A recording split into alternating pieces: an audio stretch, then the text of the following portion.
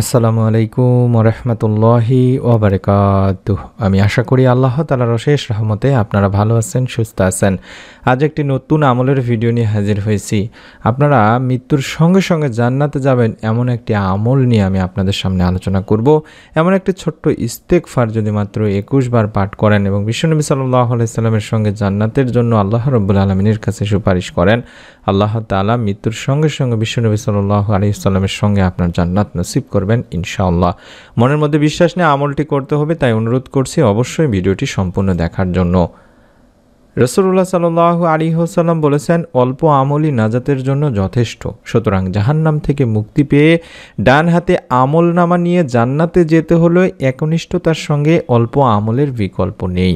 তেমনি হাদিস থেকে কয়েকটি সহজ আমল আপনাদের সামনে আমি তুলে ধরব, যেই সহজ কয়টি আমলের ওসিলায় আপনি সরাসরি মৃত্যুর সঙ্গে সঙ্গে জান্নাতে যাবেন। শুধু বাধা হয়ে থাকবে আপনার মৃত্যু, অর্থাৎ আপনি মৃত্যুবরণ করছেন না জন্যে জান্নাতে যেতে পারছেন না, বা জান্নাতের যে সুযোগ সুবিধা রয়েছে সেই সুযোগ সুবিধা বা আরামায়েশগুলো ভোগ করতে পারছেন না। তার মধ্যে ১ নম্বর হলো সকাল সন্ধ্যায় নিয়মিতভাবে আপনি সাইয়্যিদুল ইস্তেগফার পড়বেন। যারা সাইয়্যিদুল ইস্তেগফার জানেন না কোনটি কিভাবে পড়তে হয়, তাদের জন্য আমি বাংলা উচ্চারণ সহকারে দেখায় দেব ইনশাআল্লাহ। আশা করি আপনারা দেখে দেখে হলেও পড়বেন সকাল সন্ধ্যায়। সাইয়্যিদুল ইস্তেগফার আল্লাহর এত চমৎকার প্রশংসায় ভরপুর যে যদি কেউ নিজের গুনাহ মাফের জন্য অনুতপ্ত হৃদয়ে আল্লাহ তাআলার কাছে নিঃশর্ত ক্ষমা চায়, আল্লাহ ওই ব্যক্তি ক্ষমা করে দিয়ে থাকেন।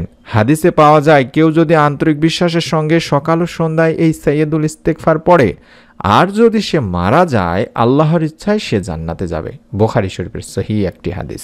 আর সেই সাইয়্যিদুল ইস্তেগফারটি আমি সরাসরি বাংলা উচ্চারণ সহকারে আপনাদের সামনে দেখায় দিচ্ছি। আমি একবার বলে দিচ্ছি যাতে করে আপনারা সহজেই পড়তে পারেন। আল্লাহুম্মা আনতা রব্বি লা ইলাহা ইল্লা আনতা খলাকতানি ওয়া আনা আবদুকা ওয়া আনা আলা আহদিকা ওয়া আদিকা মাস্তাতু আউযু বিকা মিন শাররি মা সানাতু আবু লাকা বিনিয়ামাতিকা আলাই ওয়া আবু বিজামবি ফাগফিরলি ফাইন্নাহু লা ইয়াগফিরুয যুনুবা ইল্লা আনতা।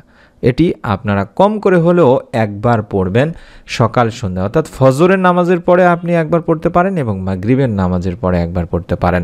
এটির ফজিলত হিসেবে বলা হয়েছে, যদি আপনি মাগরিবের নামাজ আদায় করার পরে একবার অন্তত পড়েন, সারা রাতে অর্থাৎ ফজরের আগ পর্যন্ত এই পুরো রাতে আপনার যদি মৃত্যু আল্লাহ রাব্বুল আলামিন দিয়ে থাকেন, তাহলে আপনি সরাসরি জান্নাতে চলে যাবেন। সুবহানাল্লাহ। আবার আপনি যদি ফজরের ফরজ নামাজ আদায় করার পরে পড়েন এবং সারা দিনের মধ্যে মাগরিবের আগ পর্যন্ত সারা দিনে যদি মৃত্যুবরণ হয় বা আল্লাহ রাব্বুল আলামিন মৃত্যুবরণ দেন, তাহলেও আপনি সরাসরি জান্নাতে যাবেন।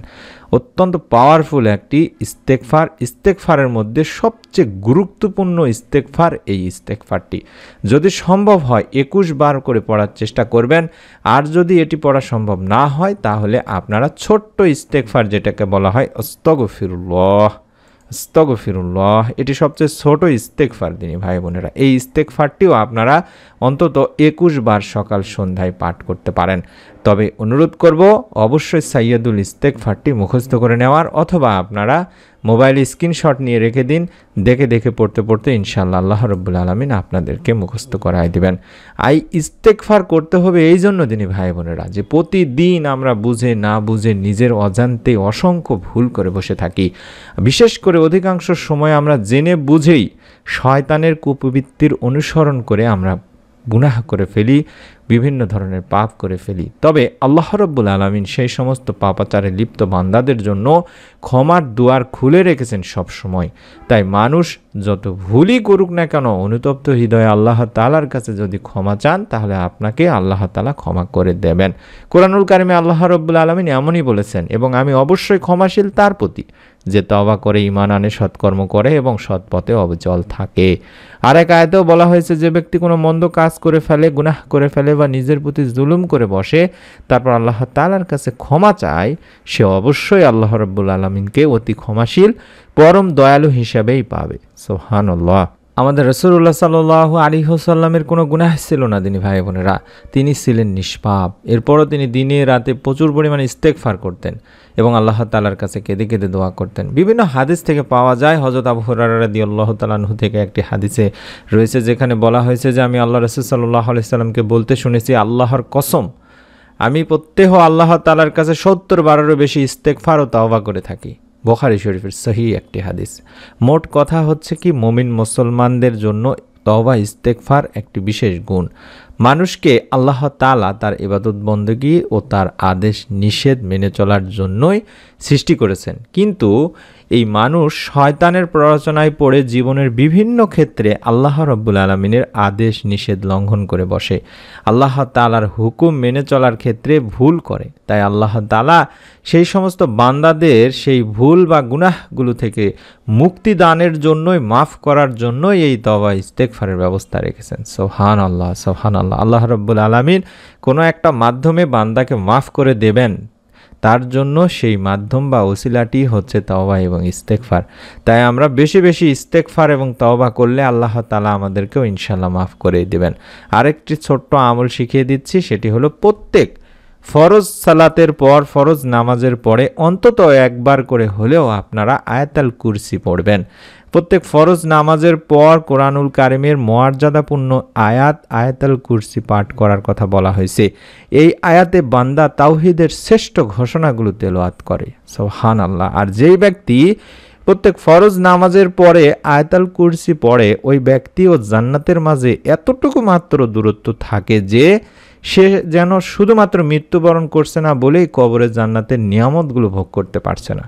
সুবহানাল্লাহ, সুবহানাল্লাহ। অত্যন্ত পাওয়ারফুল একটি দোয়া হিসেবে পরিচিত সূরা বাকারার এই আয়াতটি, অর্থাৎ আয়াতুল কুরসির এই দোয়াটি বা আয়াতটি। আমি অনুরোধ করব আপনারা তাই প্রত্যেক ফরজ নামাজের পরে কম করে হলেও একবার আয়াতুল কুরসির আমলটিও করবেন। এবং একটি দোয়া শিখিয়ে দিচ্ছি, যেই দোয়াটি আপনাকে সকাল সন্ধ্যায় পড়তে হবে তিনি ভাই বোনেরা। বিশেষ করে ফজরের নামাজের পরে অন্তত 3 বার যদি সম্ভব হয় পড়বেন, না হলে কম করে হলেও একবার পড়বেন। রাদিতু বিল্লাহি রাব্বান ওয়া বিল ইসলামি দীনা ওয়া বি মুহাম্মাদিন সাল্লাল্লাহু আলাইহি ওয়াসাল্লাম নাবিয়্যা। আবারও বলছি, রাদিতু বিল্লাহি রাব্বান ওয়া বিল ইসলামি দীনা ওয়া বি মুহাম্মাদিন সাল্লাল্লাহু আলাইহি ওয়াসাল্লাম নাবিয়্যা। এটিও অত্যন্ত পাওয়ারফুল একটি দোয়া, যেই দোয়ার মাধ্যমে আপনি বিশ্বনবী সাল্লাল্লাহু আলাইহি ওয়াসাল্লামের সঙ্গে জান্নাতে যেতে পারবেন। বিশ্বনবী সাল্লাল্লাহু আলাইহি ওয়াসাল্লাম আপনাকে হাতে ধরে সঙ্গে করে জান্নাতে নিয়ে যাবেন। সুবহানাল্লাহ। বিশ্বনবী সাল্লাল্লাহু আলাইহি ওয়াসাল্লাম বলেন, আমি তার দায়িত্ব নিলাম, কিয়ামতের দিনে আমি তাকে হাতে ধরে জান্নাতে নিয়ে যাব। মুজামে কাবির মুজামুস সাবাহার একটি হাদিস, অর্থাৎ যে দোয়াটি দেখাচ্ছি এই দোয়াটি পাঠ করার কথা বলা হয়েছে তিনি ভাই বোনের। হাদিসটি হযরত মুনজির রাদিয়াল্লাহু তাআলা আনহু বর্ণনা করেছেন, যেখানে আল্লাহ রাসূল সাল্লাল্লাহু আলাইহি ওয়াসাল্লাম বলেছেন, যে ব্যক্তি প্রতিদিন সকালে এই দোয়াটি পড়বে, অর্থাৎ দোয়াটি আমি আবারও দেখাচ্ছি, এই দোয়াটি যদি আপনি রাদিতু বিল্লাহি রাব্বান ওয়া বিল ইসলামি দীনা ওয়া বি মুহাম্মাদিন সাল্লাল্লাহু আলাইহি ওয়াসাল্লাম নাবিয়্যা এভাবে অন্তত একবারও পড়েন প্রত্যেক সকালে এবং বিকালে, বিশেষ করে ফজর এবং মাগরিবের নামাজের পরে, তাহলে আল্লাহর নবী, প্রিয় নবী বিশ্বনবী সাল্লাল্লাহু আলাইহি ওয়াসাল্লাম বলেছেন যে আমি তার দায়িত্ব নিব, কিয়ামতের দিন আমি তাকে সঙ্গে করে হাতে ধরে জান্নাতে নিয়ে যাব। সুবহানাল্লাহ, সুবহানাল্লাহ। তাই আমাদের কাজ হবে প্রতিদিন বেশি বেশি ইস্তেগফার এবং যদি সম্ভব হয় দরুদ পাঠ করে নিব এবং ইস্তেগফার পাঠ করব এবং বিশ্বনবী সাল্লাল্লাহু আলাইহি ওয়াসাল্লামের সঙ্গে জান্নাতে যাওয়ার জন্য প্রথমেই যে দোয়াটি শিখিয়ে দিয়েছিলাম সেটাকে বলা হয় সাইয়্যিদুল ইস্তেগফার। এই দোয়াটি বেশি বেশি সকাল সন্ধ্যায় পড়ার চেষ্টা করব, অর্থাৎ ফজর ও মাগরিবের নামাজের পরে অন্তত একবার করে পাঠ করব এবং যদি সম্ভব হয় আয়াতুল কুরসি প্রত্যেক ফরজ নামাজের আদায় করার পরে অবশ্যই একবার করে পাঠ করব এবং যে দোয়াটি দেখাচ্ছে এই দোয়াটি সকাল সন্ধ্যায় অন্তত 3 বার যদি সম্ভব হয় পাঠ করব। রাদিতু বিল্লাহি রাব্বান ওয়া বিল ইসলামি দীনা ওয়া বি মুহাম্মাদিন সাল্লাল্লাহু আলাইহি ওয়াসাল্লাম নাবিয়্যা। এবং সারা দিনে সবচেয়ে ছোট যে ইস্তেগফার, আস্তাগফিরুল্লাহ আস্তাগফিরুল্লাহ আস্তাগফিরুল্লাহ, এইভাবে 100 বার কম করে হলেও পাঠ করব।